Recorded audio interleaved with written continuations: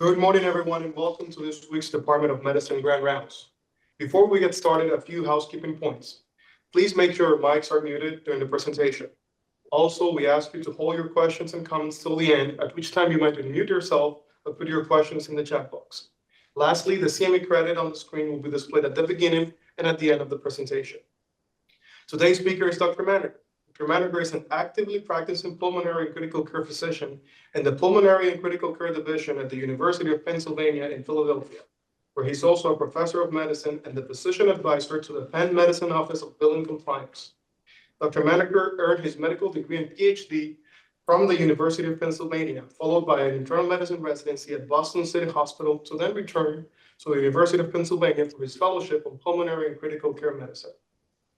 Dr. Manaker has represented both the American College of Physicians and the American College of Chest Physicians at the American Medical Association's Relative Value Unit Update Committee in the past, and currently chairs the Practice Expense Subcommittee for the American Medical Association.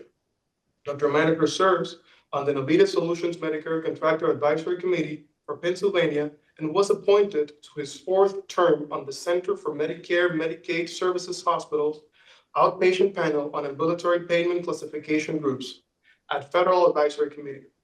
He lectures widely across the United States as a physician advocate, speaking on chart documentation, coding, billing, and reimbursement topics, including teaching physicians regulations, critical care, evaluation and management coding, consultation policies, non-physician providers, and the impact on electronic medical records. Please join us in welcoming Dr. Manaker in his presentation on reimbursement and documentation for medical services.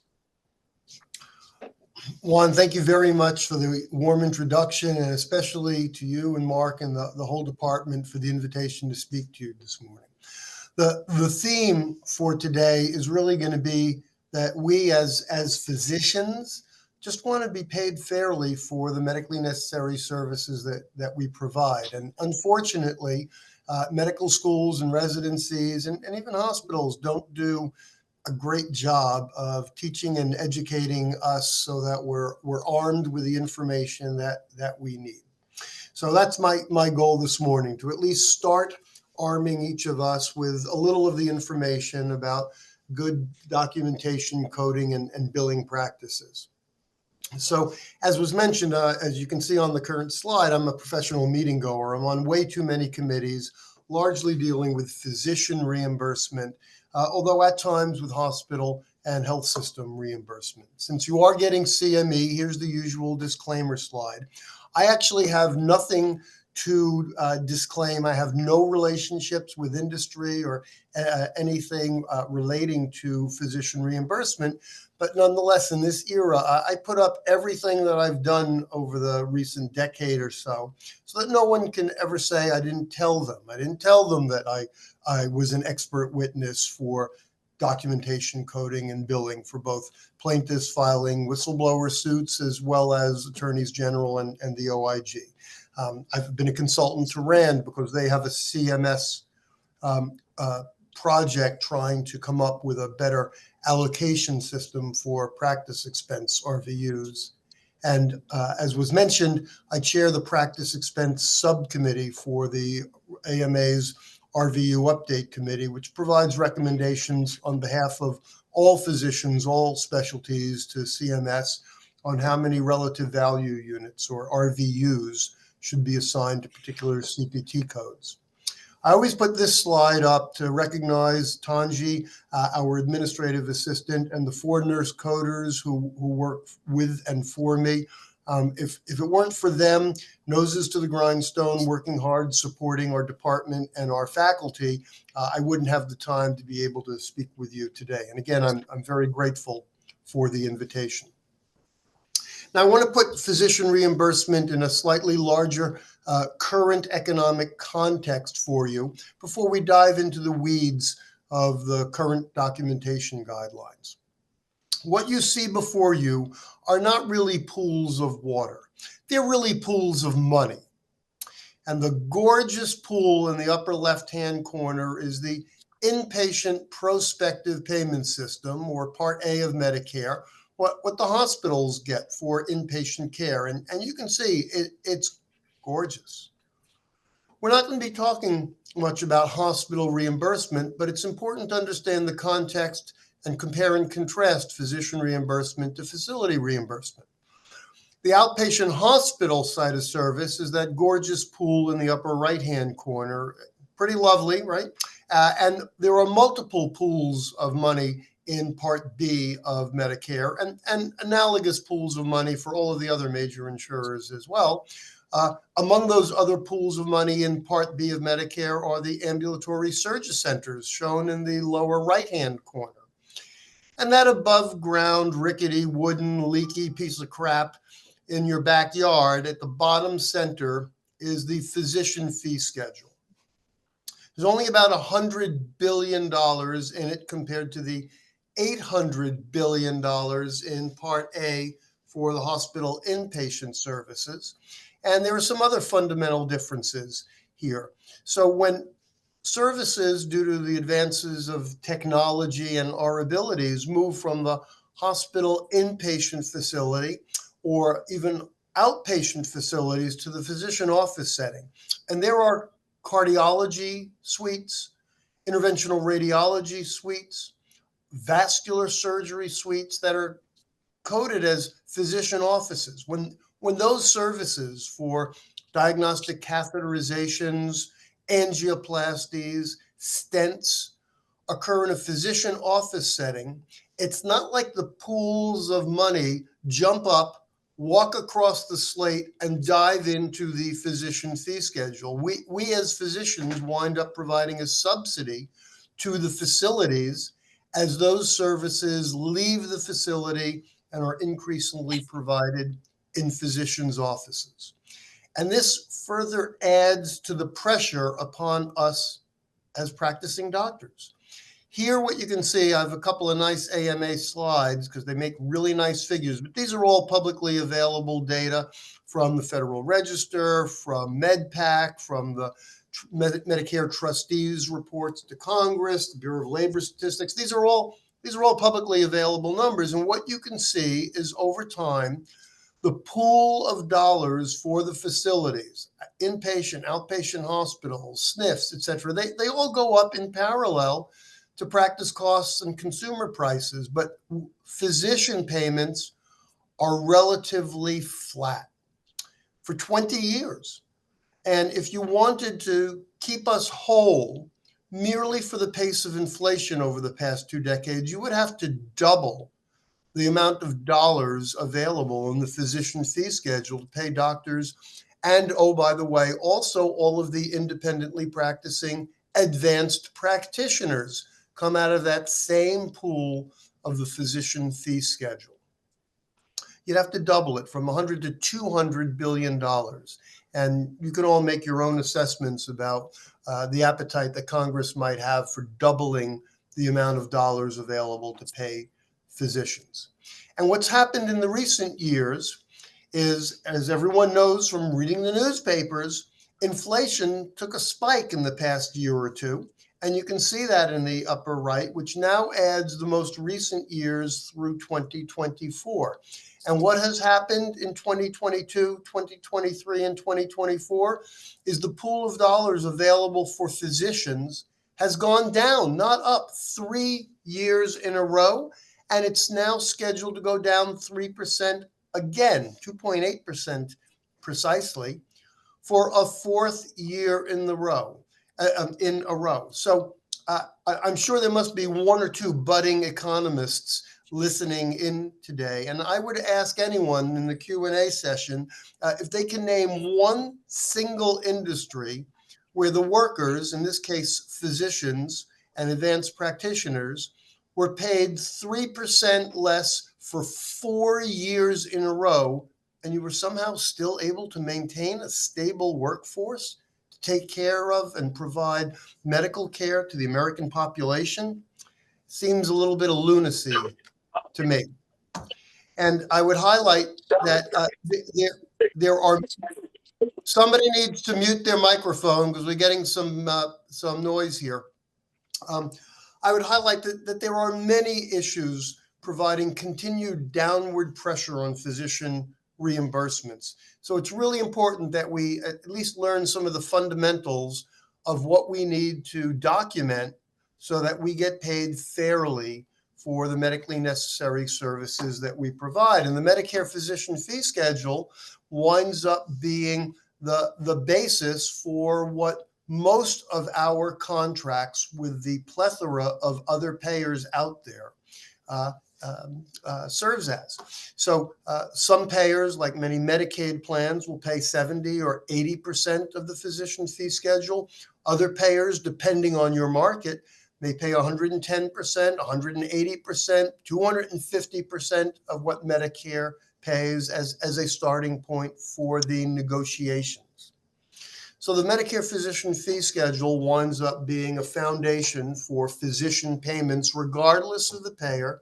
And this process, cartooned here for identifying a CPT code or a current procedural terminology code, getting it through the editorial panel, through the Relative Value Unit Update Committee, where I chair the Practice Expense Subcommittee, get those recommendations from the House of Medicine to CMS, who then has the legal obligation to create that physician fee schedule, which serves as the basis for all of the other payer contracts. This is our chance as practicing physicians to try and influence the process, which, as you might imagine, is a profoundly political process given the way funding for the Medicare physician fee schedule flows through Congress.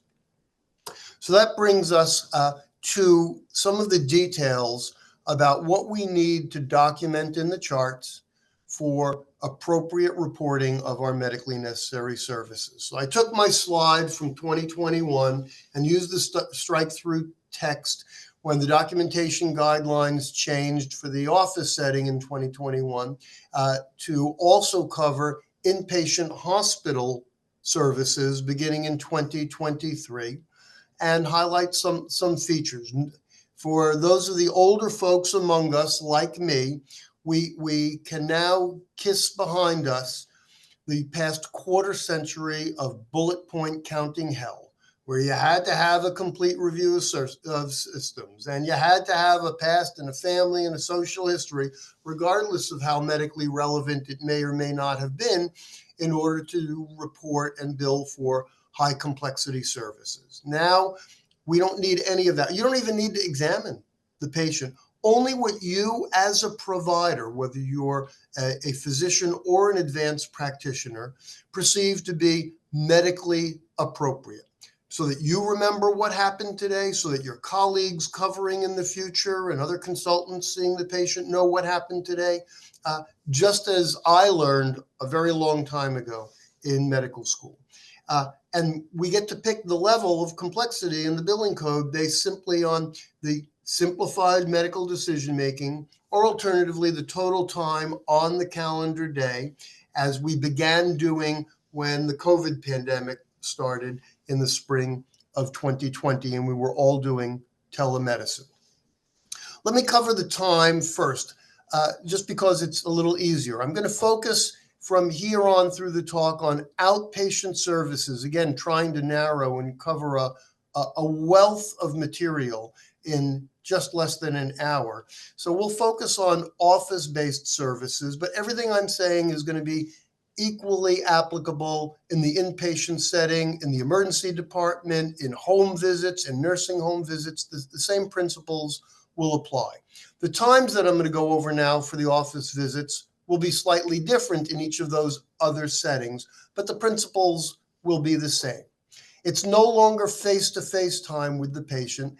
As began with the COVID pandemic, all of the time standards are now total time on the calendar day, midnight to midnight. You don't have to be face-to-face with the patient. You just have to meet that minimum standard of having a physical contact, eyeball to eyeball with the patient. You literally have to see them.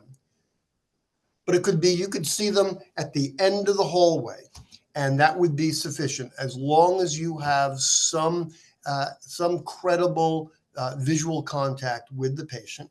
And it's no longer 50% counseling or coordinating. It's all the things you might do over the day, documenting, talking, looking at imaging or pathology, reviewing the labs, calling pharmacists or family members, anything and everything that you do related to the patient.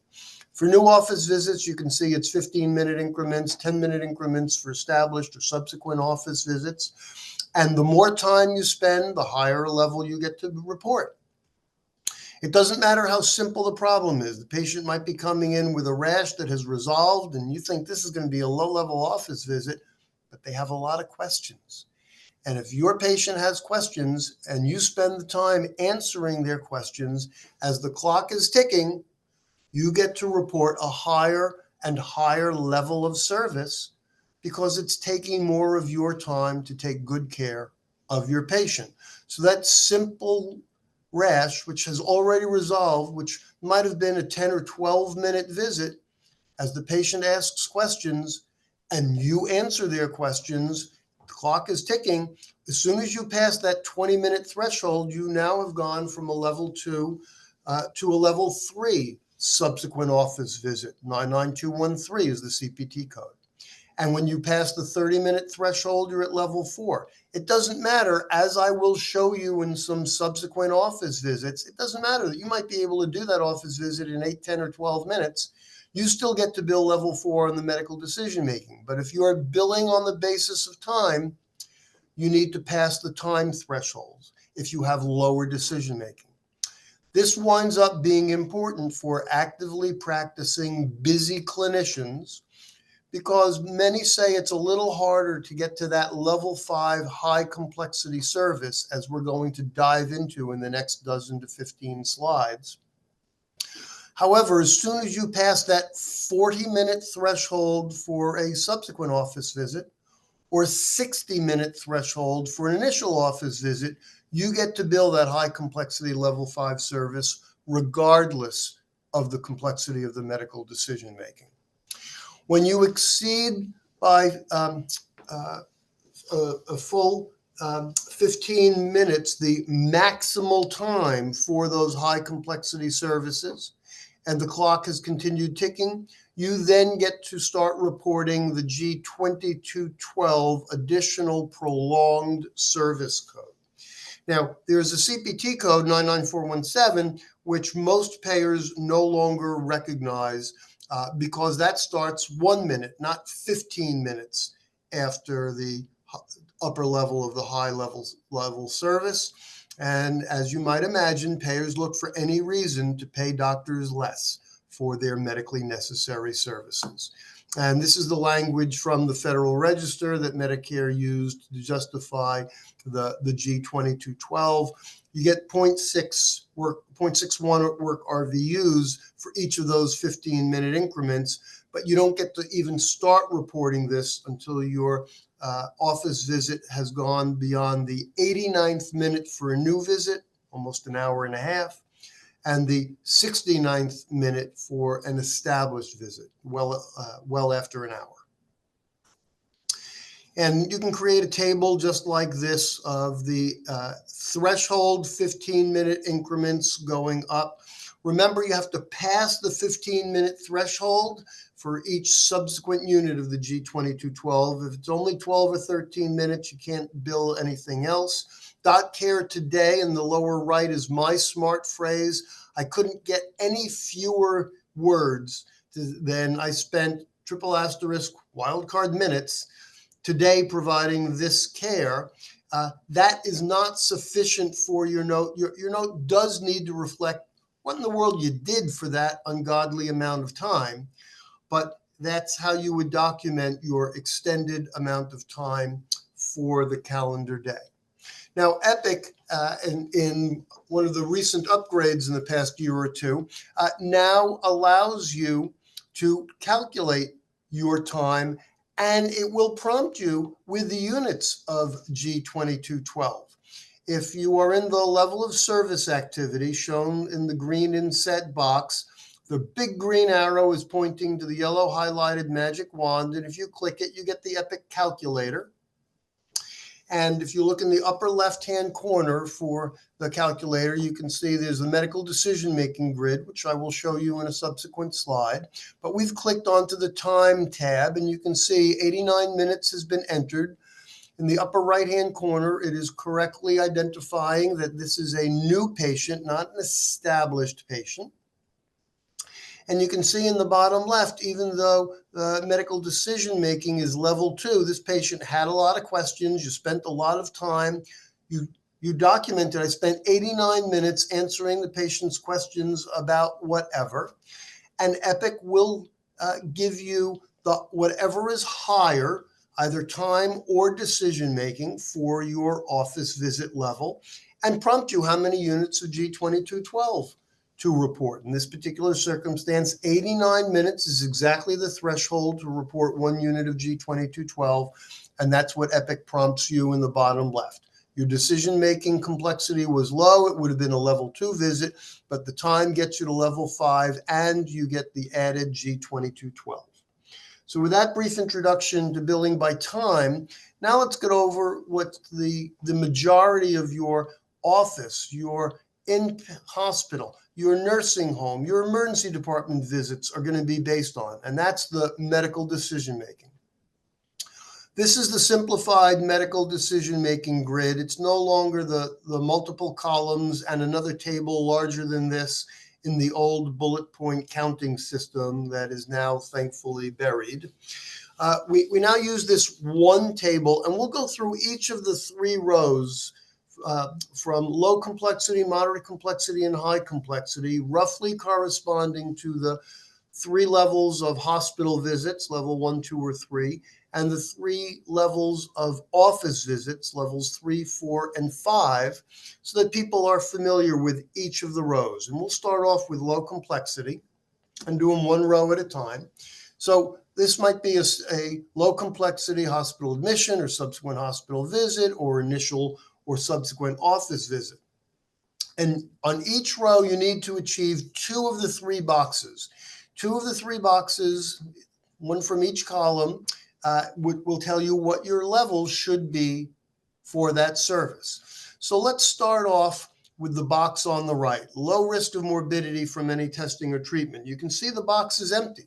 So if you do nothing, you are halfway home to a low complexity service, a level 3 office visit, because that's one of the 3 boxes. And whatever complaint the patient has, well, that's the box on the left. So virtually any patient that you see and do anything more than look at their vital signs and eyeball them gets you above a level 2 office visit into a level 3 office visit as really the foundation for any physician or advanced practitioner. Now let's talk about the data box in the middle, because that's going to be the foundation also for the moderate and high complexity services shown on upcoming slides.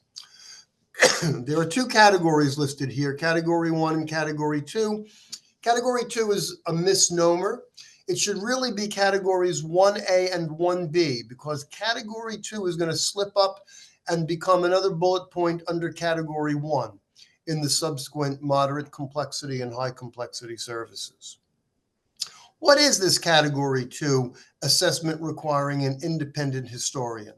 That is getting 1 piece of information from someone other than the patient.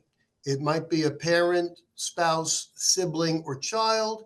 It might be a pharmacist. It might be a neighbor.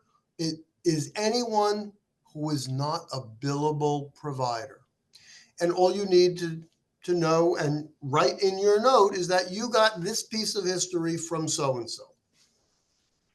For tests and documents, you only need 2 items from the 3 bullet points. And those 2 items can be in 1 bullet point or separated between the bullet points. So each unique test that you order, so a CBC and a chem panel, you now have 2 tests. And you only need 1 of these 2 categories. So you can get a piece of history from someone, or you can order 2 tests. Or you can look at the result of 2 tests that someone else outside of your provider group ordered. If you order the test, you can't get credit for reviewing the result simply because that's the expectation. If you ordered it, you own it, and you're responsible for following up the results of that test that you ordered. If they're abnormal, it's your obligation to get back to that patient and take good care of them for that abnormal result. Reviewing an external note from each unique source. So what is a unique source? A unique source is anyone outside of your provider group. So I'm a pulmonary physician. If I look at the notes from my pulmonary colleagues, I get no credit because we're in the same group. But as soon as I look at notes from another pulmonary practice outside of Penn Medicine through the highway of care everywhere, I can get credit for looking at their note. So that would be one unique source. If I look at a GI note, even if they're within Penn Medicine, that's another unique source because GI is a different billing group than pulmonary. If I look at 3 GI, Penn GI notes, that's just one unique source. So I could look at 1 GI note and order 1 test, or I could look at 2 results from what other people ordered. In any way, I could fulfill category 1 by just getting 2 of the items among the 3 bullet points. And you only need 2 of these 3 boxes for a level 3 visit. So this is why most primary care services are going to be level 4 with a few level 3s. And most medical specialty services in the office will wind up being level 4 with some level 5s, as you will see in subsequent slides when we look at some office notes in a bit.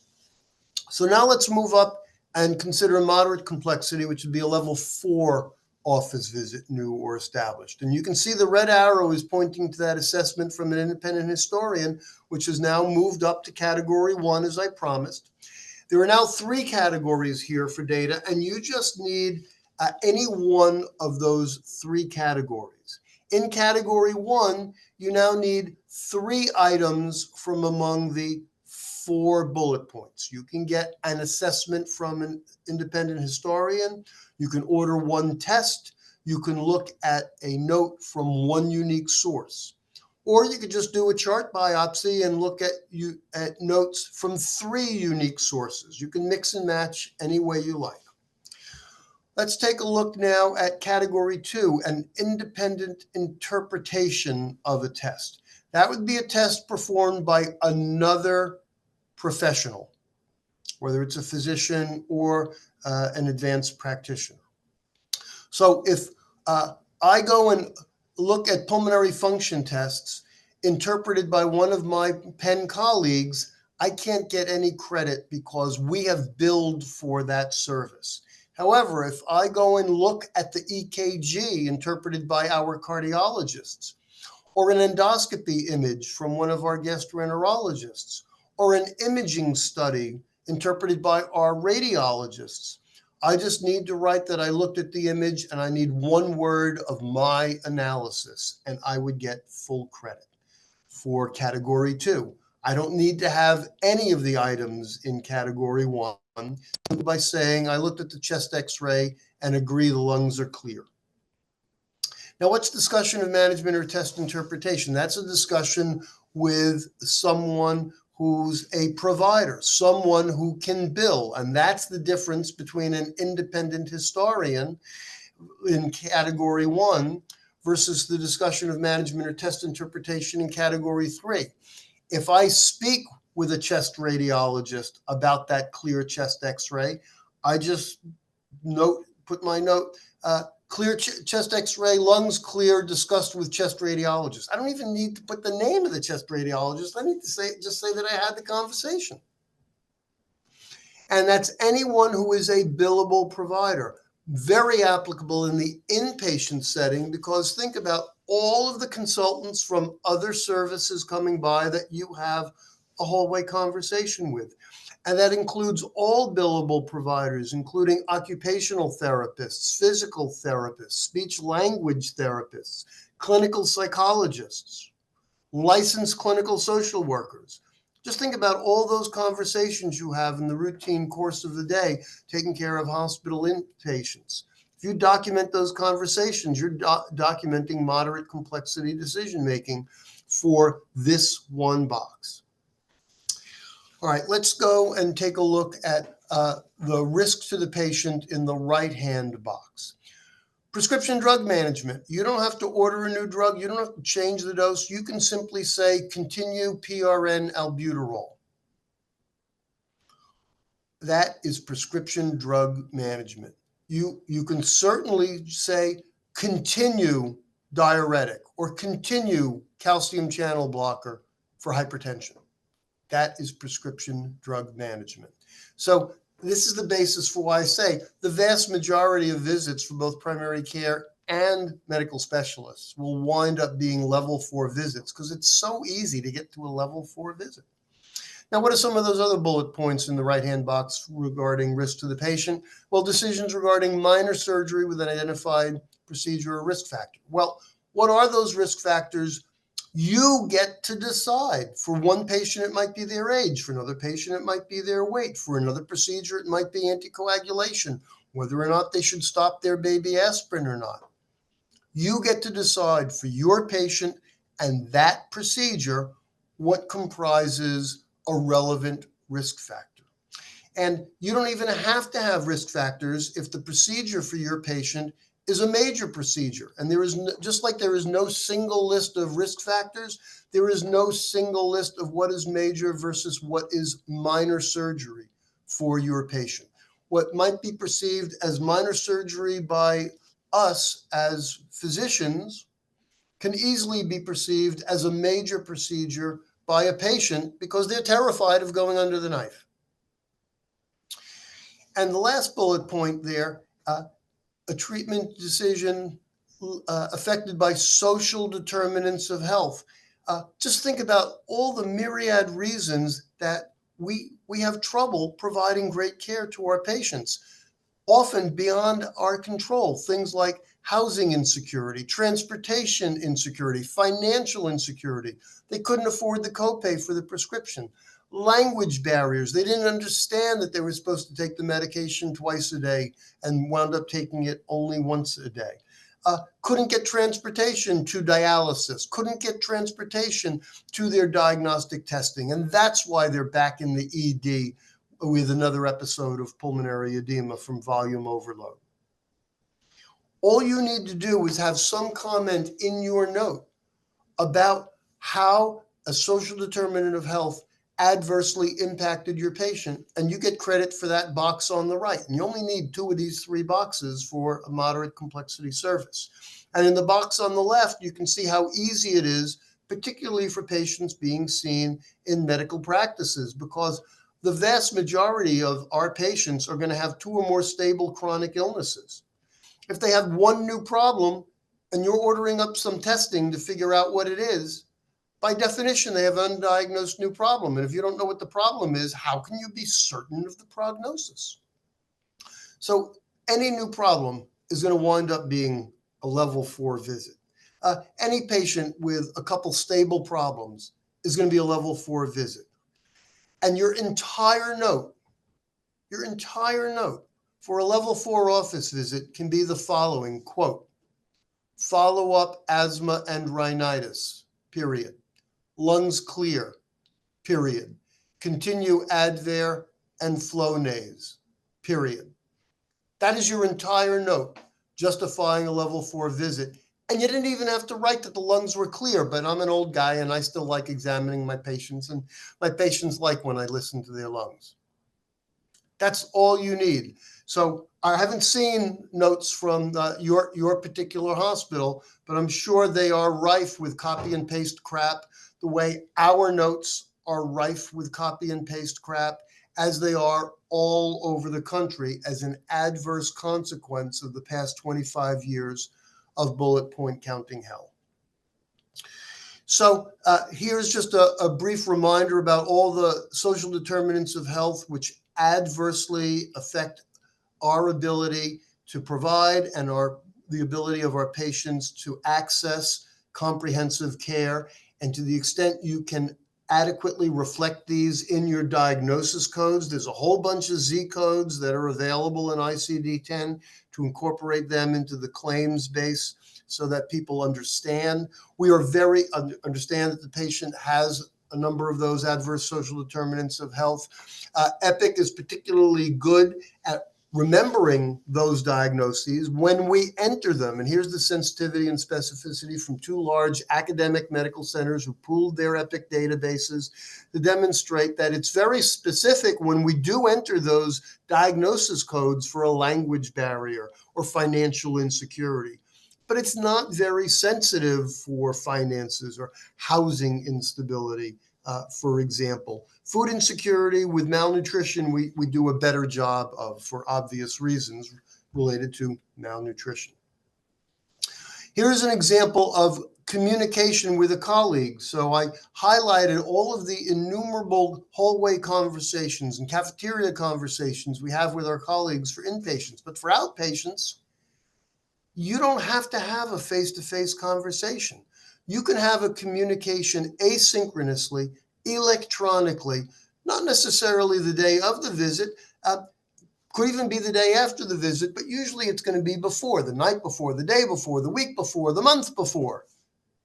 And here's an example of an inbox message where I have a patient with some heart failure, and the Lasix was stopped and the edema got worse. And I sent a little message to the primary care physician saying that I think the Lasix is now working. That comprises a communication with another physician participating in the management of this patient. Here's another example of someone I was seeing for pulmonary nodules. I sent off a slew of labs looking for vasculitis as an explanation for their multiple pulmonary nodules. All the labs were normal, including an ALK Phos, which was high on a preceding chem panel, but now an AST was elevated, and I saw that she had been started on a statin. So I asked the primary care doc, you want to follow up the LFTs or you want me to do it? And they currently responded that they would send off the LFTs. I don't have to go and have the specifics in my subsequent note of who the primary care physician is when I had this specific inbox message. I just need to have in my note elevated AST, D/W, discussed with or communicated with PCP who will follow up. That's all you need. You don't have to write chapter and verse, and you don't have to have the specifics of exactly where, when, and with whom you had that communication. All right, here's the high complexity decision making for a level 5 service. And what you can see in the middle is the three categories for the amount and complexity of data are identical, but you now need two of the three categories, not just one. In the right-hand box, once again, we now see drug therapy requiring intensive monitoring. What is intensive monitoring? It is ordering a billable test.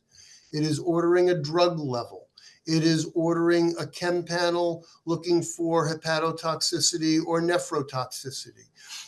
It is ordering blood counts looking for a cytopenia. So if you think about it, all of your patients on a potassium-altering medication, to the extent you monitor for alterations in potassium with a basic metabolic panel, a set of electrolytes, you are now monitoring for intensively monitoring for toxicity. All those patients on diuretics, ACE inhibitors, ARBs for hypo or hyperkalemia. All those EKGs looking for QT prolongation from azithromycin or Leverquin or Haldol or any of the other QT prolonging drugs. We once again see decisions for major surgery, but again, it's in the eyes of the provider as the beholder for what is a major surgery versus a minor surgery. Decisions regarding hospitalization, which I didn't emphasize previously, or an escalation of the level of care. So if you are considering, patient doesn't need to move from observation to inpatient, or medical floor to ICU or step-down unit. You just have to consider it and say, considered ICU transfer, but not sending since blood gases have stabilized or blood pressure has stabilized with fluids, may be necessary later. You get credit for thinking about it and the work that goes involved with thinking about it, but not necessarily for doing it. And the left-hand side, the nature of the presenting problem, what we see is an illness with a severe exacerbation, progression, or side effect.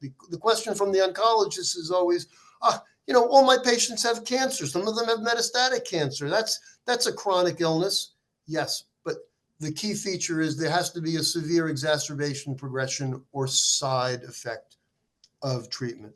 Many of us have patients with a variety of metastatic tumors that last months or even many years. Think of prostate cancer as but one example, which can go on for many, many, many years. So it's having that severe exacerbation, progression, or side effect, or some acute injury posing a threat to life or limb.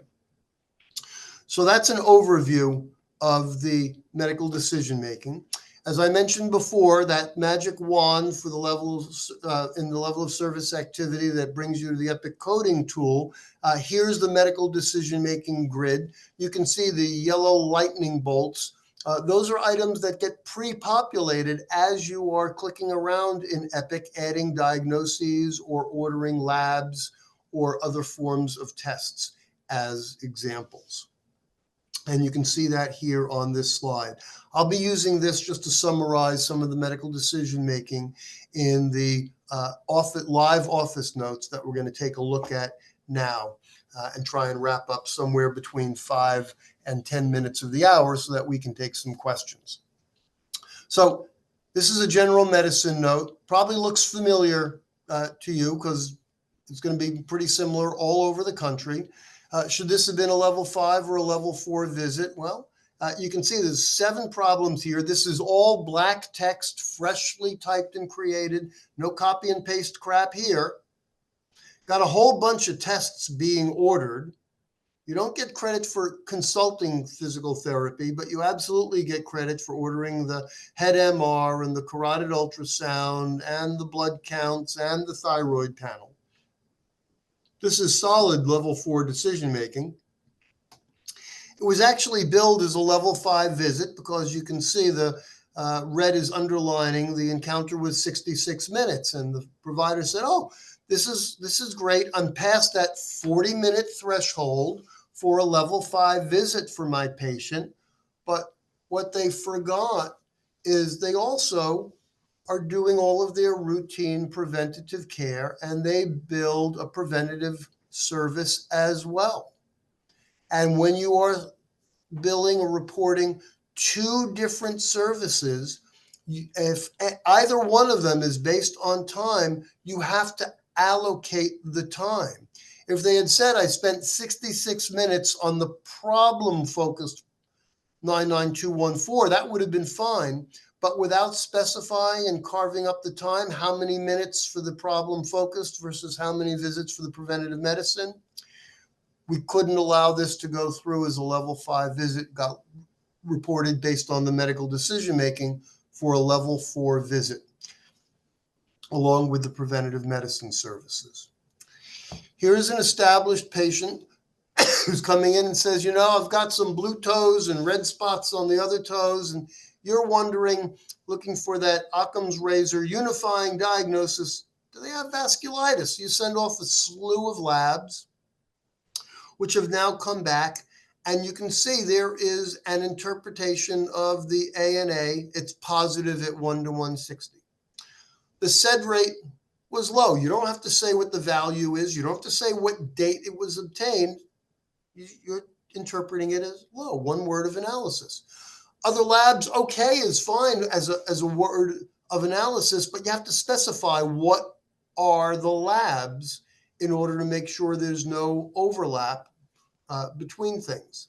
So there are plenty of labs here, and we're clearly going to satisfy 3 items in the data column.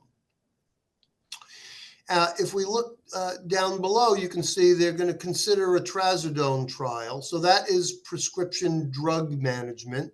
And we're also ordering a toe x-ray. That's yet another item in the lab. So we have plenty of labs here. And just from what you've ordered, you can see that we have at least 2 unique results in one order of the toe x-ray. So we've fulfilled the moderate complexity requirement for the amount of data. We've got at least one new problem, right? And so this is a solid level 4 visit. So the decision-making supports level 4. It was billed as a level 5, however, based on time. And let me just go back here. What you can see is the time was not entered here, but the physician's note went on to specify a little later that it exceeded the 40-minute threshold. All right, now here's a complicated office note. We have an elderly patient, 85 years old, speaks another language, daughter is there translating. We all know that we're supposed to use official interpreters who are certified. There's a variety of mechanisms, yet nonetheless, many among us still rely on a family member to translate. And the daughter does not get, we don't get credit for an independent historian from the daughter who is simply translating. But she's doing more than translating. She's telling us that her father is having difficulty speaking because of hoarseness, which has been going on for about a month. That is history from an independent historian. In this example, we're pulling in labs from months and years before. We do not get credit for using any of the Epic Smart tools that automatically pull the labs in. We have to have one word of analysis, but that one word could be normal. And you'll see examples of this in a couple of slides from some other office visits. Fortunately, there are 4 different orders placed, which you can see at the bottom left. So we fulfill the data requirement, and we certainly have 2 or more problems here with diabetes, heart disease, hoarse voice, and prior smoking. Now you'll see the physician here wrote monitor labs on RX, on therapy, comprehensive metabolic panel. Well, you have to say, is that monitoring for efficacy or is that monitoring for toxicity? It needs to be specific. Why are we consulting ENT in someone who's a smoker? Well, what we haven't written, but what this physician was clearly thinking is former smoker, new hoarse voice for a month, not an infection. Do they have a head and neck cancer? So there's a concern about cancer, which is not articulated in the note.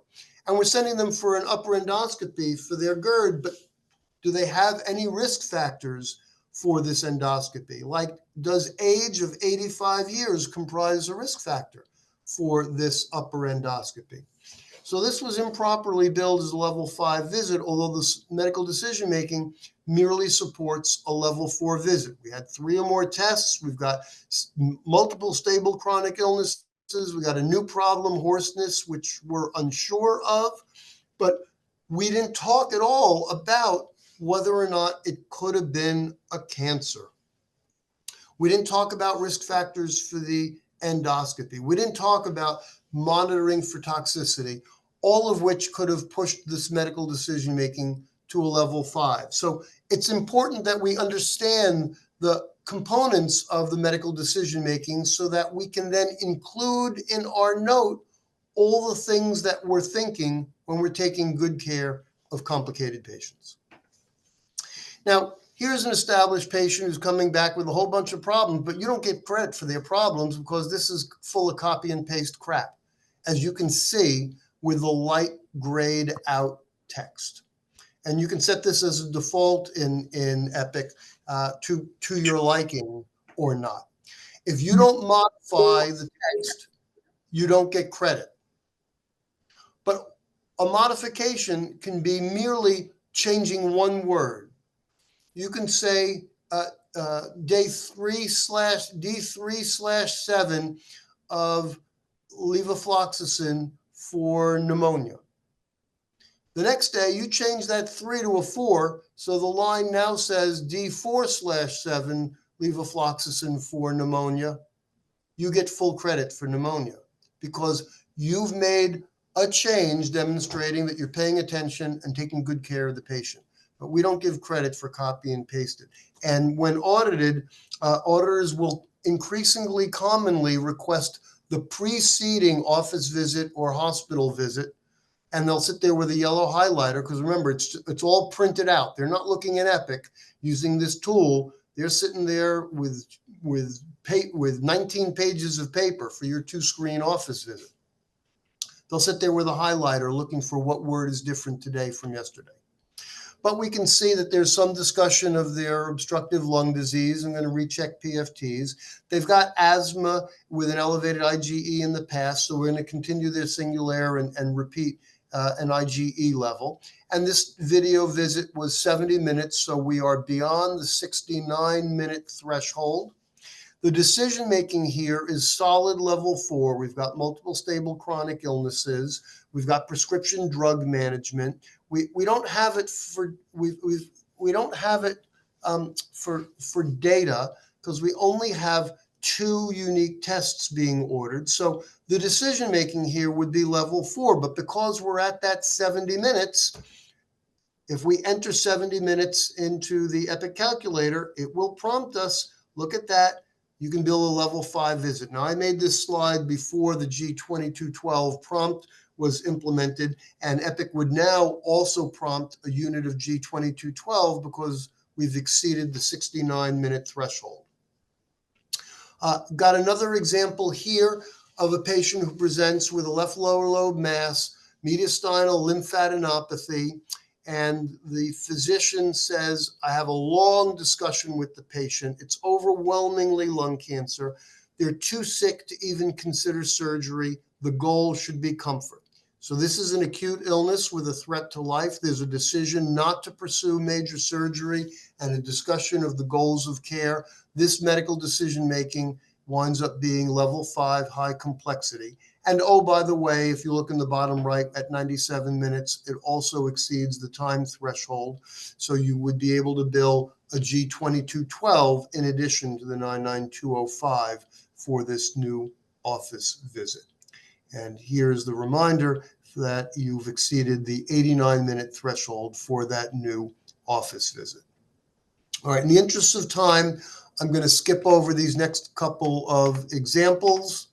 I just want to briefly talk about G2211, which went into effect January 1 of this year, and it reflects the longitudinal relationship between a provider and the provider group and an individual patient. It's not limited to primary care.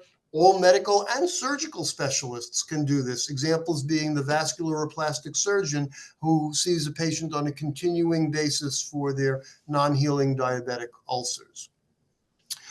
You can use it for any single serious condition, but you cannot use it with anything that requires a 25 modifier. So if you're doing an office visit and a joint injection or a joint aspiration, you can't add the G2211. In a Department of Medicine, you can use it for virtually any single problem that you might be seeing the patient for. All you need to document is that you will be having a future visit with the patient. Can you use this for the patient known to you who comes in with a new acute illness? Well, it's going to be based on the documentation. Here, this is a patient you see for hypertension. They come in with a cold. They have stable vitals and a clear chest. You've diagnosed bronchitis. You say this is viral. I'm not giving you antibiotics. Keep using the over-the-counters. That's a level 3 visit. But as has been recorded in CMS calls, open door calls with 1,000 people all over the country, they are emphasizing the documentation to reveal the long-standing, long longitudinal trajectory. And the documentation is your friend. So this same encounter If you merely write, as I mentioned earlier, what you're really thinking, you're going to continue the over-the-counter cold meds because there's no impact on their blood pressure and you're going to continue their diuretic.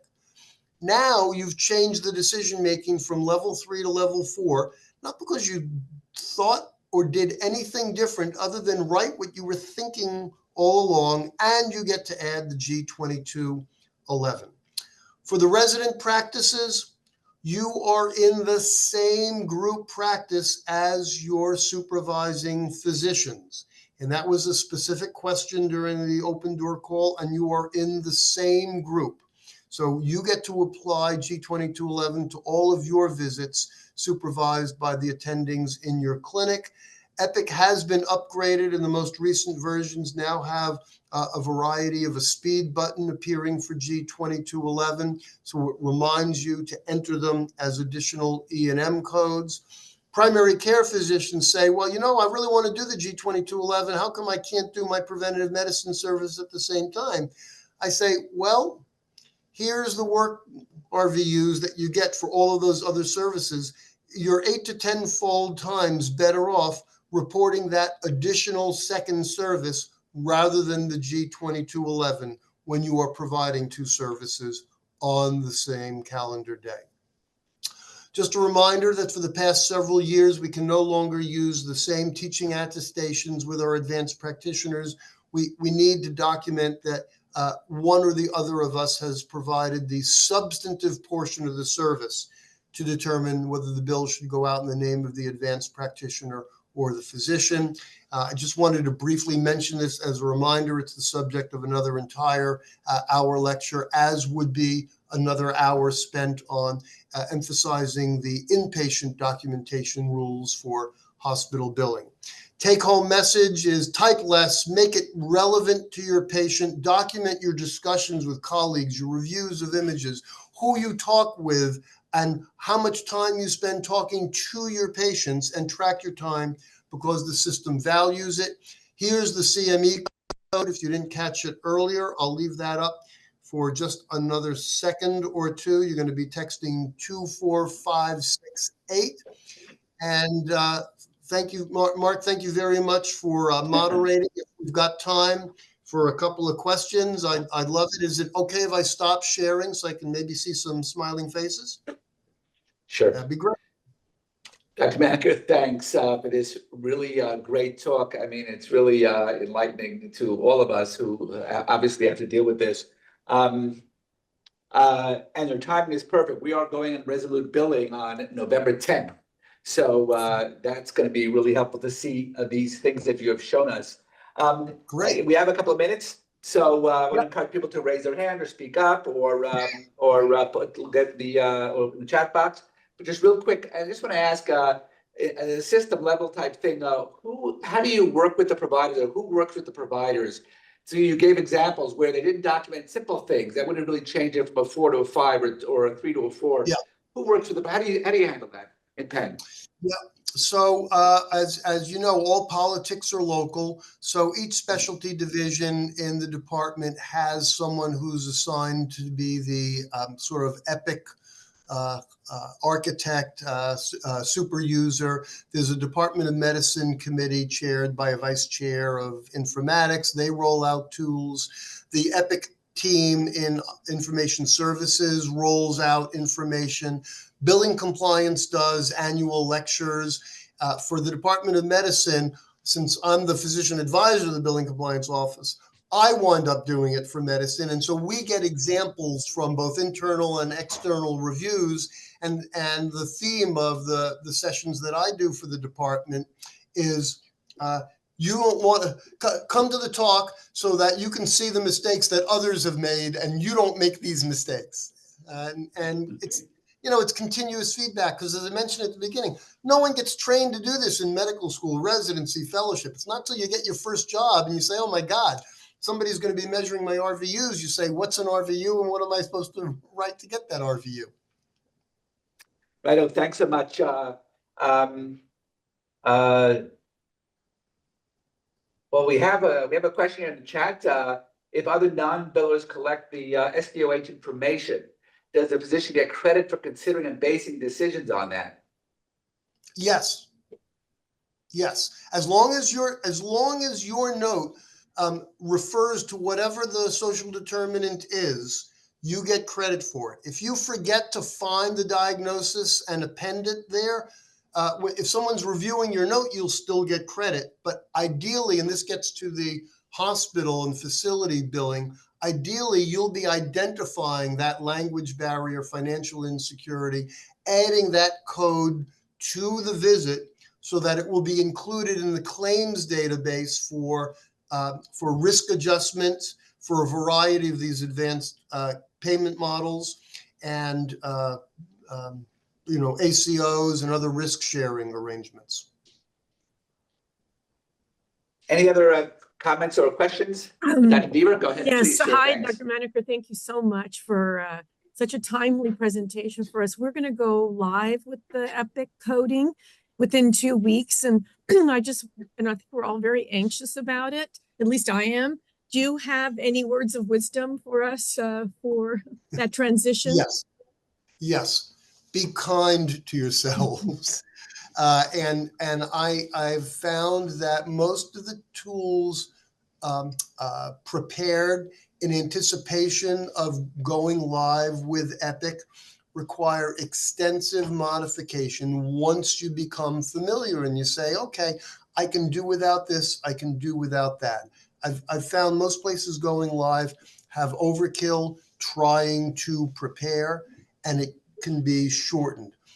Another thing is many of the templates and tools that people develop pull in information that's just a click away. And for me, trying to figure out what's wrong with the patient, whether it's an inpatient hospital note or an outpatient office note, as I'm wading through a medication list and a past medical history and a family history that got pulled in there when it didn't need to be there at all, just slows me down and makes it hard for me to figure out what exactly you think is wrong with the patient.